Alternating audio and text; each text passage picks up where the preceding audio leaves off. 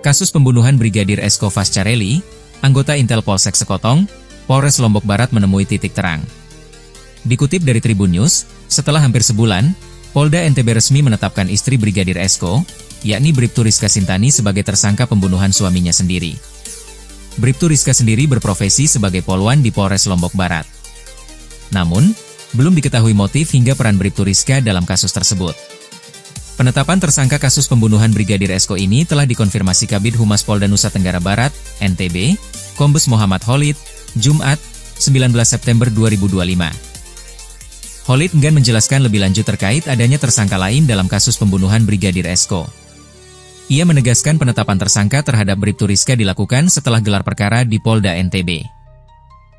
Gelar perkara dilakukan setelah melakukan pemeriksaan sebanyak 53 saksi, pemeriksaan terhadap ahli pidana dan ahli kriminologi, hingga penggunaan lie detektor atau pendeteksi kebohongan dalam pemeriksaan. Polda NTB bersama Polres Lombok Barat juga telah melakukan penyitaan terhadap barang bukti, melakukan olah kejadian tempat perkara, hingga melakukan penggeledahan di beberapa lokasi dan berbagai tindakan-tindakan lainnya. Bribtu Rizka merupakan warga asli Desa Jembatan Gantung, Kecamatan Lembar. Sedangkan Brigadir Esko berasal dari Desa Bonjeruk, Kecamatan Jonggat, Lombok Tengah.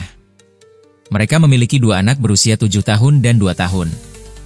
Setelah Bribtu Rizka dijadikan tersangka, kedua anak diserahkan ke orang tua Brigadir Esko.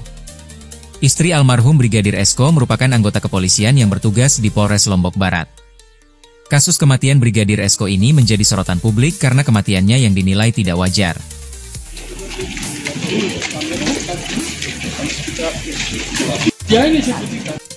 Ya kan sudah saya sampaikan tadi, kita sudah bertemu dengan keluarga korban, didampingi pengacara, kemudian sama PH-nya juga.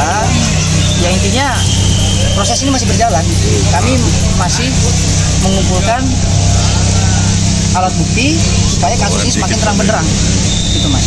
Ada desakan kan dari pihak keluarga ya, meminta agar kasus ini diambil alih oleh Polda. Seperti apa? Kalau untuk masalah Polda nanti saya laporkan dulu sama pimpinan. Karena kalau cari Polda kan karena satu ada masalah, tapi ternyata ini kan masih berjalan Mas, tidak ada hambatan.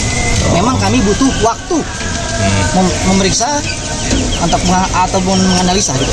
Kalau salah satu kendala itu di apanya Pak? Di alat buktinya itu di apa? Oh, kalau kendala Mas sama ini mungkin dari penyidik Polres sudah tidak menemukan, tetapi mereka hanya butuh waktu Mas.